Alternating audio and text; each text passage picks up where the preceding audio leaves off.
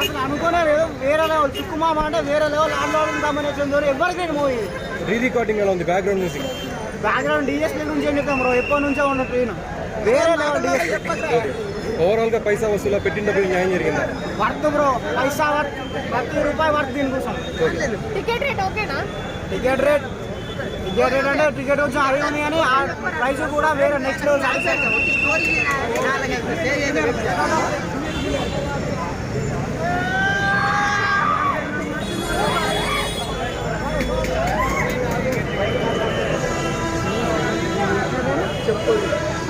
అట్లా కాదు, 1కి 2 సార్లు కాదు 3 సార్లు.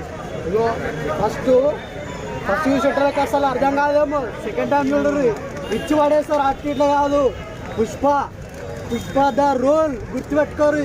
ఇది అంటే హీరో కూడా ఆ శారీ కట్టుకొని ఆ